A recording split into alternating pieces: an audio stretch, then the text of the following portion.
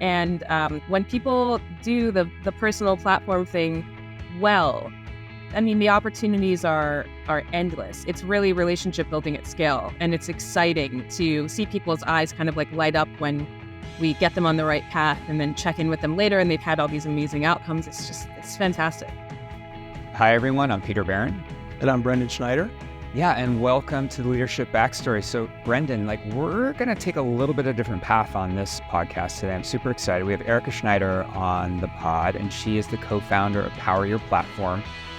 Brendan, I've been following Erica now for a little bit on Twitter, and she's been talking about this idea that the personal brand is dead and that you should really kind of lead with your genuine self. And that's okay. And that can be mixed with your professional life. And we're going to get way more into it. But the thought for us today is folks who are listening to this pod are really interested in growing their careers. And being genuine and creating an online persona that actually matches who you are versus who you think you should be is important. And sure. So with that, Erica, welcome to the podcast.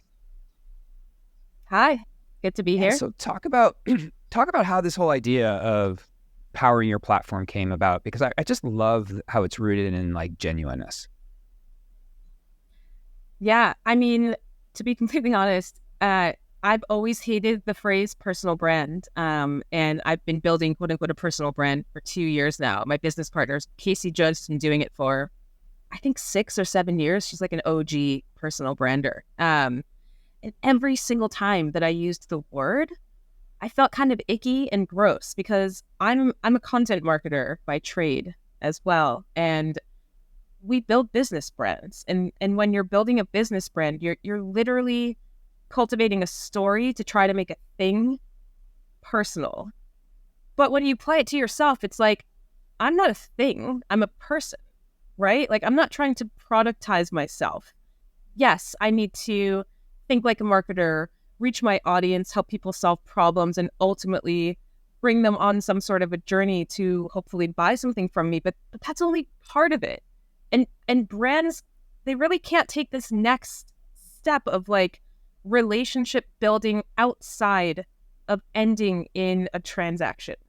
So it's not like you're going to become best friends with a business, but you could make, and I've made tons of actual friends by posting online that are never going to buy from me. I'm never going to buy from them, but we're making each other better business leaders, and I'm learning from them and we're learning from each other. And that has absolutely nothing to do with branding each other and bringing each other into our funnels. We're just friends. And so why it just doesn't make any sense to think of, we're all building our personal brands and we're going to now be friends. It doesn't make any sense. So the idea of a platform in my mind, and Casey and I took a while to find this word because it's kind of hard to find the right word, but a platform, it's more flexible.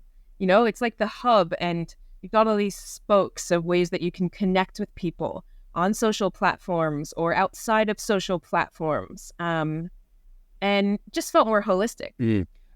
So what did it look like as you started building it? How did you get from personal brand feels icky to there's something better out there for people? It was a slow journey. A lot of WhatsApp messages traded back and forth. But I mean, it was a lot of internal reflection and also listening to our, audience and friends that we talk to online and in real life. I devoured a bunch of personal brand podcasts when I first started, and I would always hear people be like, I'm building a personal brand. I don't really like the term, but I don't have a better term for it. And that came up all the time. So I started to pay attention. Actually, I think most people hate this term. But nobody knows how to rebrand the brand. And it doesn't seem like anyone's tried. So I guess it started like that. And then Casey and I had a bunch of conversations about it. And finally we picked platforming and kind of just went with it.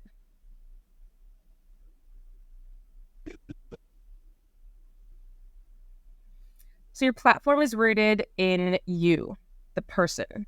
The best part about a platform versus a brand is that when you show up as you authentically online, it gives yourself a chance to be flexible. So when you quote unquote brand yourself, you become known as like the X person, right? The blank person.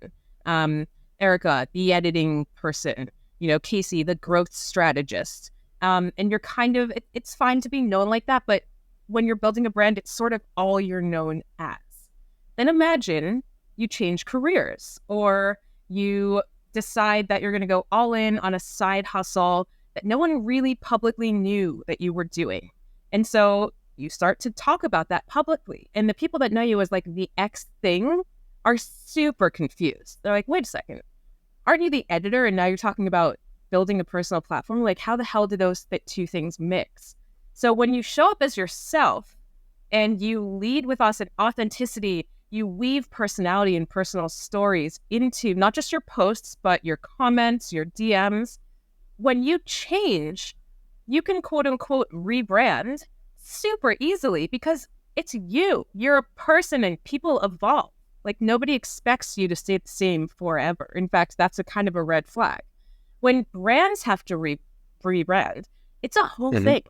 You have to like announce it and like do a slow roll, and then people get all confused, like, oh, I really liked your old logo. Like, why are you doing this? And then sometimes you have to go back because people freak out.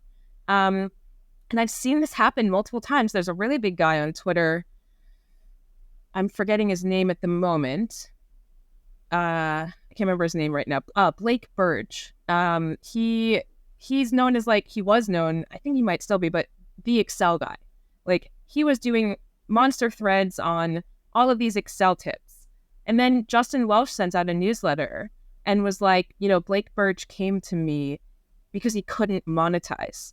Nobody wanted to buy anything from him because he was just like this Excel guy giving out tips. And also he had way more to offer than just Excel tips, but he had pigeonholed himself into this Excel tips guy. And so he pivoted, but it was hard. It took him a while.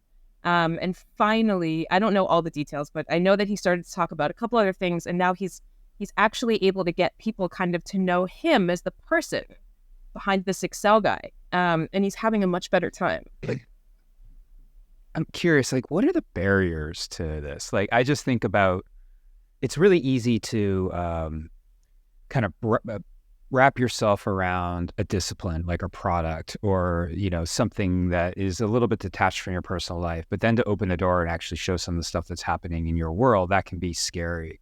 Like, how do you help people kind of rationalize that it's okay to be themselves versus, what the ideal is, which is like the Excel guy or something like that. Like that, I think, is what people point to. But what you're saying is actually that's not the right strategy.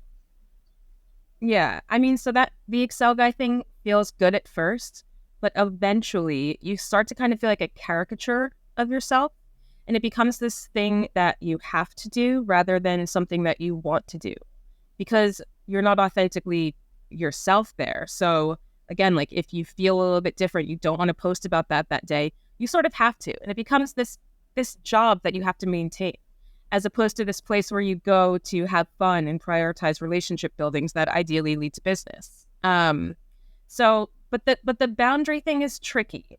I personally, I don't use social media as my personal diary. I would never recommend that. Some people take that a little bit too far. I don't need to know the 10 things that you ate for breakfast, but a lot of people do that. Good for them. That's their boundary. I personally don't feel like I need to know that, so I don't really follow those people, and I don't share that stuff. I don't share my wife's name. I don't share my kids' names. I don't really tell people where I live. When I talk about my kids, I share a picture of my dog instead, and I'm like, you can't see them, but here's my dog.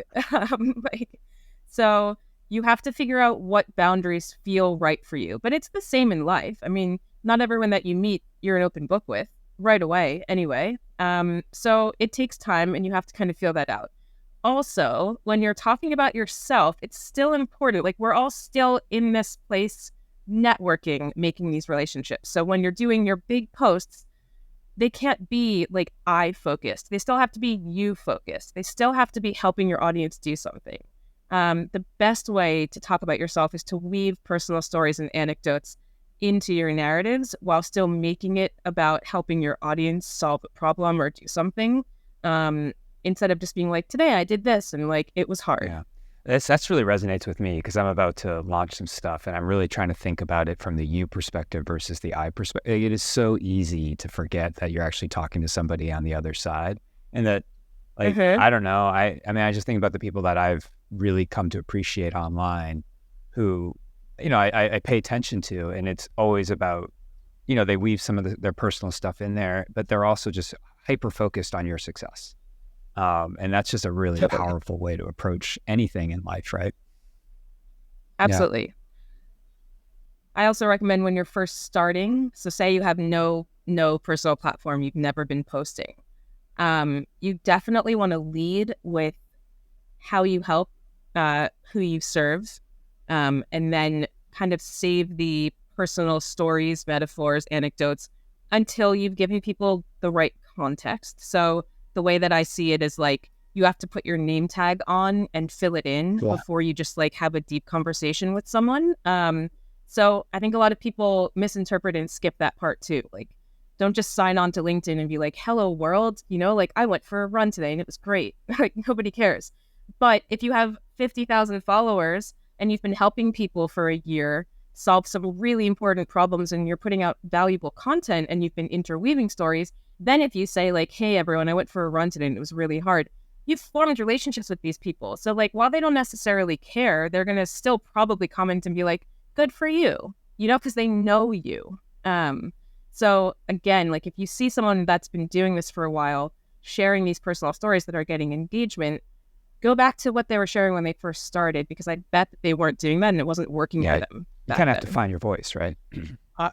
Erica, I'm Mhm. wondering, and I'm not sure this is a fully baked question yet, but a lot of people that we've Mhm. had on as guests have led in a traditional sense. So they've been in an office or been um, in proximity with those people. But I'd love to hear more how you think about leadership through your platform, particularly on social, when you're not around these people, or you might actually not physically know these people.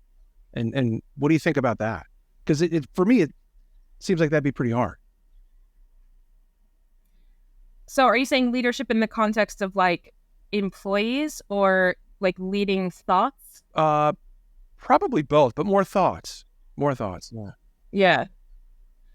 So the way that I like to do that is I am very confident in what I'm teaching people. So if you're someone that's a leader starting on social, you probably have a wealth of experience and knowledge that you can tap into. And so you want to make sure that you are starting with what I like to call obvious content. So stuff that is so just like naturally intuitive to you that you don't even really ever say it out loud. Like when I'm editing a draft, I don't have to think like, okay, like, is this sentence redundant?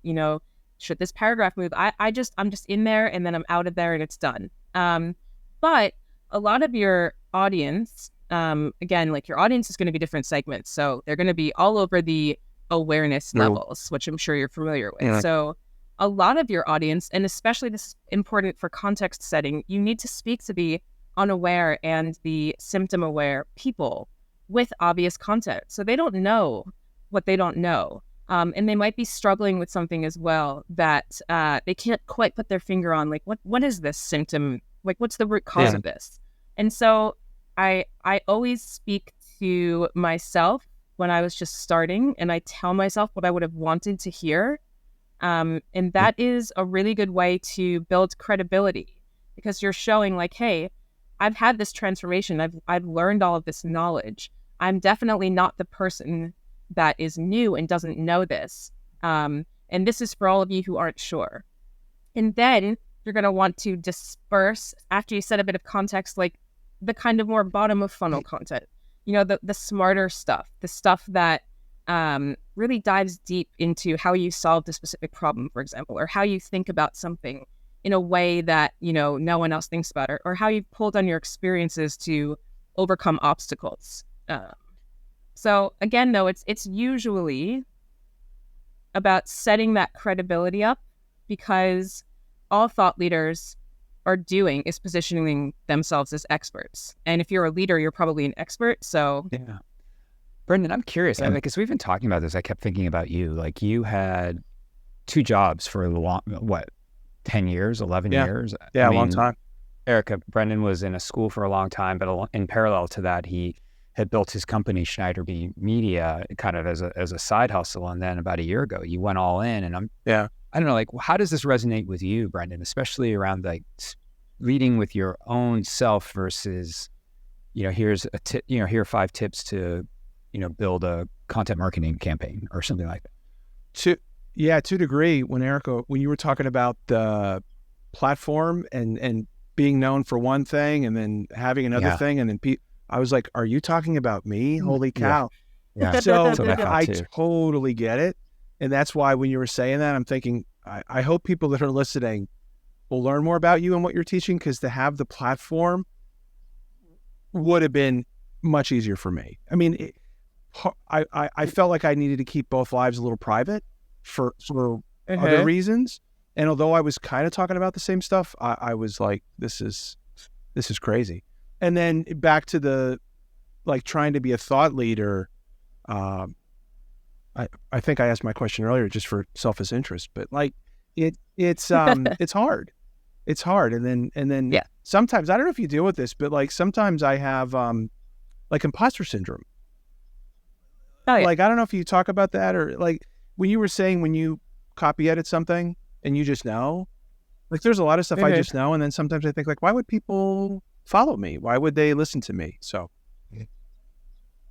that is the most common piece of like feedback and concern we get from people, that Casey and I get from people. Whenever we send out surveys, like, what's your biggest struggle?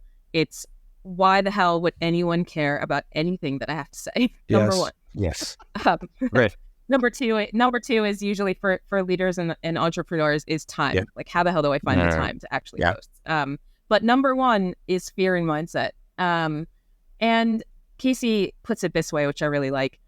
Every single day when you're posting online, you are facing your fears and overcoming them, which is really powerful. So nobody, doesn't matter how many followers you have or how long you've been doing this, nobody feels comfortable posting. There's always that little voice in your head that's like, is anyone going to actually care? And then what if no one engages with this? Like, am I a horrible person? Which is crazy, but we think that way. So the way that the answer, this is what helps me, and I hope this helps you. I don't know why my feed is absolutely controlled by 18 to 25-year-old, mostly men for some reason, that have absolutely no life experience, not the smartest bunch, and posting only obvious content. They never go beyond, what ChatGPT could tell you when you're like, how do I say this? And that's it. And these people are the most confident seeming, because I don't know if they're actually confident in real life, but they are super confident seeming. And they are making money selling essentially fluff. And so it's like a blessing and a curse that I see them all the time, because it drives me crazy. And I'm like, why is my feed full of this? And at the same time, it's kind of like a nice reminder, if these people are out there saying this, like, of course I have something to share. Of course people should hear from me, because I actually know what I'm talking about. Where we struggle, people that have tons of intelligence and experience and wisdom, is that, like I said, we forget that people actually need to hear what we knew 10 years ago, like where we started, as well as what we know now. So, but also the way that the platform helps is when you're building a personal platform as opposed to a brand, you are your unique differentiator. Nobody else in the world is you. So whatever your opinion is on something, it's not exactly someone else's. So when you build your opinion into your argument, it's going to be unique no matter what. I think you said the two things that you hear the most. One is, the imposter syndrome that we all struggle with. And the other is time. Like, how do you get this done? I for sure have fallen into that. I would love to kind of get you to break that down a little bit selfishly. Yeah. So first of all, it's going to take more time than you want it to at first while you're getting used to it. Because I've had people come to me that have like masters in writing, and they're like, help, I don't know how to write for social media, or I don't know how to write my newsletter. It's just a different type of writing. It's really short. It's more copywriting than content writing. Shorter sentences, simpler words, and obviously you have less space. So it's just shorter in general. And that can actually take longer than people that are used to writing long form. I really struggled at first because I'm a long form writer. Usually I write something that's 2,000 words plus. So sitting down to write like 500, 300 words on LinkedIn was weird. So it's going to just take some time. But let me ask you this. Do you feel like you're struggling more with getting ideas or turning your ideas into actual content? I'd say the latter. Like I got a lot. I mean, one of the curses I have is that I get in my head a lot. Like I do a lot of thinking, but I'm not always as. It takes me a long time to express it in words or visually or what have you. Like this is why I love the podcast, because it's just organic and free flows. It's just easy. It's just, I don't know. There's like, you're not confined to 300 words. If it's an hour, great. If it's 20 minutes, fine too. But I do, yeah. I definitely struggle with that. And, and the other piece of it is like, I struggle with confidence. Like, am I putting something out, like you said it earlier, that's actually valuable, that people will find of use, and that's just something that I always struggle with. Yeah. Well, again, this is something I'm working on now, because I always explained to people that I have no system. I just write from, shoot from the hip, and it takes me no time, and then I write. And then I was reflecting and I realized, like, holy shit, I actually, of course I have so many systems. They're just in my head. I haven't documented them because I do this all the time. So I'm actually working on documenting a lot of this now. Oh, that's cool. So hopefully soon I'll have something I can just send you. But systematizing it really helps. So are you familiar with writing frameworks? Because I use those all the time. I mean, I the term, but I don't necessarily know what would go into it for sure. So there's a difference between templates and frameworks. I talk about this all the time in public. I hate templates, and something that these like 18 to 25-year-old boys love to sell are templates. They find, the creators that remind them of them, and they copy paste their top hooks and sell them as templates. I don't recommend doing that because it's really hard to differentiate if you're copying someone else's work verbatim. But frameworks are really useful because they actually help you structure your words in a way that's going to keep people hooked, engaged, and interested in your whole post. So my favorite one is called SCQA, Situation, Challenge, Question, Answer. There's another one called PAS, Problem, Agitate, Solution. There's each TAS, Hook, Thesis, Antithesis, Synthesis. And they're all essentially the same. But when you start with your page, instead of having a blank page, you actually have the letters written out, it's so much faster because you just start hey, here's my idea. What's the situation here? What's the context? What's the challenge that then people face related to this situation? What's a question that I can ask or a statement that I can make that's going to be powerful and give my point of view? And then what's the answer in my opinion? And when you put things in these frameworks, you're not staring at the blank page going, how do I phrase this? What should I start with? Where's this going to go? It's just kind of done for you. So I do have tons of content on this that I've written that I can certainly share, and you can add it to your show notes if you want. But there's hook frameworks, there's body frameworks, there's different types of posts. I've got it all. And once you learn those, it just gets so much faster. So yeah, I would say systematize. Yeah, I love that advice. And I love the idea of a framework that just kind of be like, get over yourself. This is what you need to do, right? Like that. That's kind of what I need, the kick in the pants that I need for sure. Yeah. So I always love to look at examples of people who are doing it well. Obviously yourself is, you're an example, Casey's an example, but is there anybody that you two look to that you're like, those, that person or set of people have nailed? Yeah. Have you heard of Amanda Natividad? Oh, sure. She works with Rand Fishkin, right? Yeah. She's the VP of marketing at SparkToro. She was my idol when I first started. I didn't tell her that for a while, but I have told her that now. I'm okay to say that in public. She's brilliant. She She does the frameworks brilliantly. I always use her as an example of someone who does the frameworks really well. She mixes personality with helpful content all the time. She's very opinionated. She's definitely a thought leader. So she's a great example. There's Rob Lennon. Do you know him? He's like the AI. He started out as kind of like a prompt engineer with ChatGPT, and he's evolved way beyond the ChatGPT bros into someone that's thinking about like humans and AI and how to, if you're a leader, especially a leader at a big organization, like how to not be scared of AI and how to use it to your advantage. So he just created a course like that, and he and I actually became friends on Twitter because he was just writing joke comments on all of my posts, and he was making me laugh every day. And so we became friends. But he's brilliant and someone worth following. He does it very, very well. And then there's Caitlin Borgoyne. I never know how to pronounce her name. She runs the Why We Buy newsletter. I think it's got almost 60,000 readers. She's huge. And she's a master of buyer psychology. But besides her knowledge, the way that she packages it and the way that she mixes her personality with her content as well is really smart. So I'd follow those three people. That's great. And you know, I'm curious about your backstory too, because like before we started, you were saying that your career kind of zigzagged to get to where you were. Like, talk about that. How did a career that had a lot of zigs and a lot of zags lead you to talking about platforms?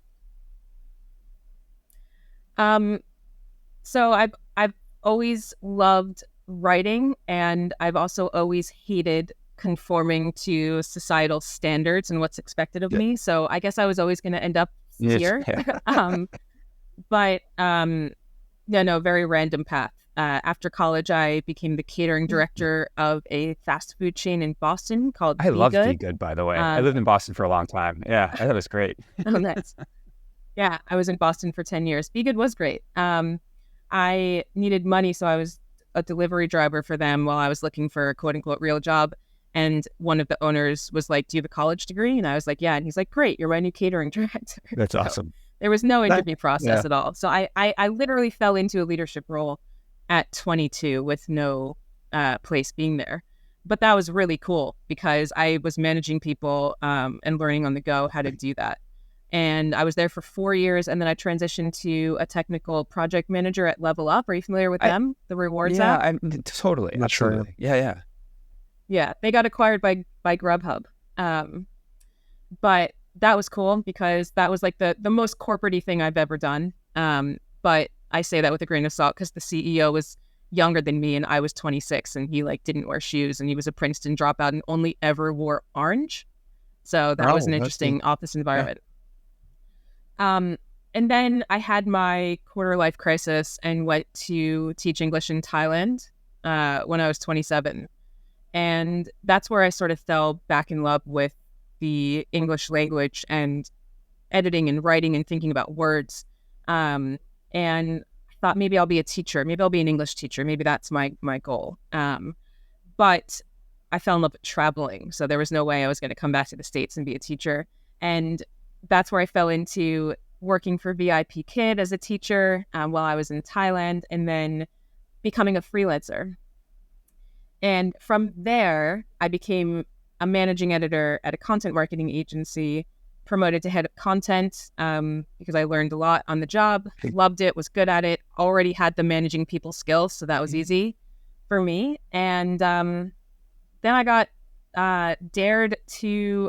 challenged is a better word, to start a personal brand in 2021. And I love a good challenge. So I started it, and I fell in love with the process. And then I met Casey, fell in love with her as a friend, and decided that there were too many men in the space. There needed to be like a power woman duo, and B, there weren't enough people with actual experience teaching this stuff. So that led you to power your platform. That led us to power your platform. What's it? How's it been starting a business? I'm curious. I'm experiencing what Casey says is very normal. It is within a 24-hour period, extreme elation mixed with extreme doom. And it is, they are both kind of ever present. I'm so excited for what we're building, and I want the world to feel as excited as I am. But I don't have much patience in general. So like, I'm like, come on, hurry up. Like everyone know about this already. That's a bit difficult. But no, I'm absolutely loving the process. We don't have any employees or anything yet. It's just us. But making content and sharing thought leading ideas with the world is absolutely driving me to get up every day. And I've never been more excited to sit down and just start working. So it's been very cool. What does a Sunday night feel like to you now?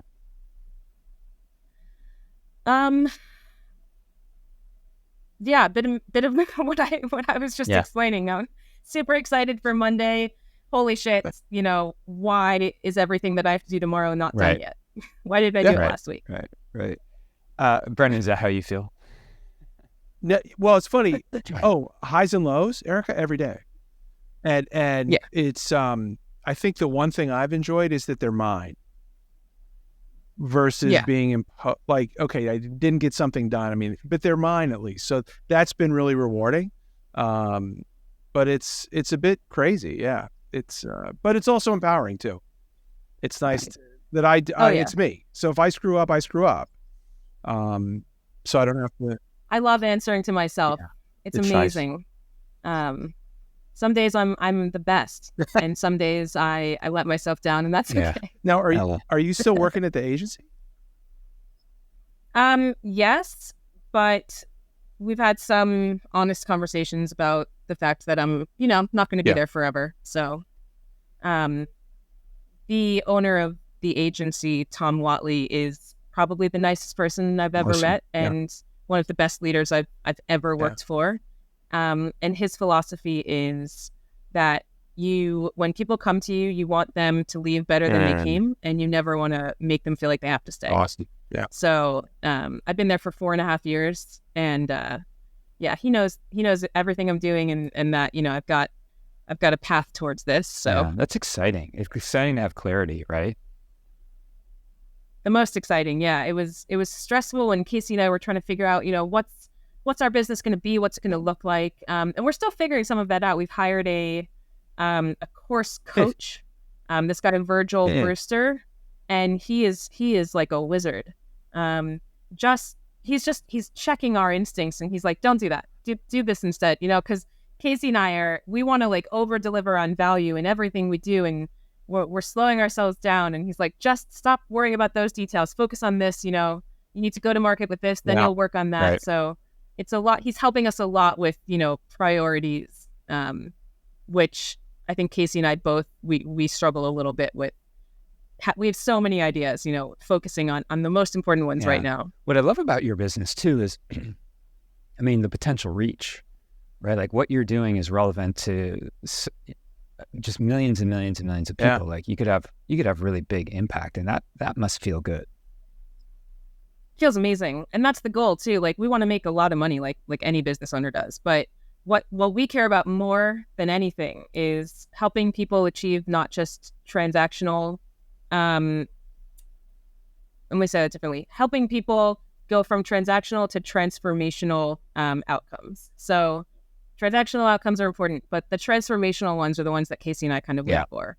And when people do the personal platform thing well, I mean, the opportunities are endless. It's really relationship building at scale, and it's exciting to see people's eyes kind of like light up when we get them on the right path, and then check in with them later, and they've had all these amazing outcomes. It's fantastic. I had a couple questions before we wrap, and one of them being like, I imagine somebody's listening to this and be like, you're speaking my language. Like, I know I need to do something, but I don't even know where to begin. Like, just simple first steps. Like, what would you instruct somebody? How would you help them?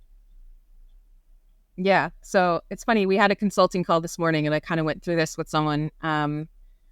She's been in doing her thing for 20 years. She's 50 plus, she's older. She's got experience. She's sick of seeing all these people, giving stupid tips online, and she can actually help people. And so she kind of hung out on LinkedIn for 3 months and just like watched, which I think that a little bit long, but I would definitely say get familiar with, the platform a little bit. And then she just started posting kind of anything that was coming to mind. And she gave herself a limit of 3 weeks on that. And I think that's really smart because just hitting post helps you get over your fear. It then takes the pressure off of, I have to make the most perfect post. You don't have that many followers. You don't have that many connections if you're starting from scratch. So just kind of get used to hitting posts. Doesn't matter if it sucks, that's fine. But what I warn people about is don't stay in that land for, months on end or years on end, because when you actually decide to do this with intention, it's going to be hard to change your mindset to like, okay, now I have to post something valuable when, you've got this checklist and you just tick it off each day. And now it takes more time and you're like, I just want to tick off this check mark. So do it for like a month at most, and then start posting with intention. And so what she's done so far is share just kind of anecdotal stories about herself and like, how she's helped people, but it hasn't been very strategic. So I rewrote one of her posts this morning and I said, look, this is how you change, like I said before, from the I to the you post. This is how you can take your credibility and put your name tag on. So you need to enter the name tag phase. Who are you? Who do you help? Who do you serve? Why are you someone that people should follow? Start with that content. Do that for 2 months. You can sprinkle personal stories in maybe once a week, but really focus on providing value. That's what I did. I taught people how to write for my first few months, and that's all I did. These are the biggest mistakes that I see writers make. I'm an editor, and this is the most common feedback I give, like, get ahead of this. And you would think that was only going to attract freelance writers, but it actually got the attention of tons of people that tried to then poach me, or tried to work with me because they're like, who's this person that has all this knowledge? So again, with like the quote unquote obvious content, it's going to work for you in more ways than you can imagine. As you start to develop this body of work, that's when you then can start being more contrarian and more of a thought leader. Like, hey, I've got your attention. I've proven myself. You know who I am. Now let me comment on this trend, because actually I totally disagree with it, and here's why. People aren't going to really care about you being contrarian until they care about you in general. Interesting. I love that. Yeah. So, yeah, think of it like, going on dates with people. You're not going to reveal it all at once. You're not going to tell. I mean, if you're good at dating, you're not going to tell someone, you're not going to tell them your whole book story on date one. Hopefully, whole book idea. You're going to ease into it. So ease into it. And then when you've got people's attention, you've developed some fans, some followers, then, start showing more of who you are. Hey, so last question from me. We love to end on this note. Like, so you've walked us through, what you're doing now, how you got to that place. Like, if you had an opportunity to do it all over again, like hit reset, I'm going to start all over, would you take the same path that you took, from Boston to Thailand to New York, or would you take a different path? It's a hard question because I'm happy where I am. I don't know if I'd be here if it weren't for all of that. Plus, I met my wife in Thailand, so I would definitely want to go there. Love that country. I think I would probably, if I could go back and do it again, I probably would have left each job I had maybe like a year or two earlier.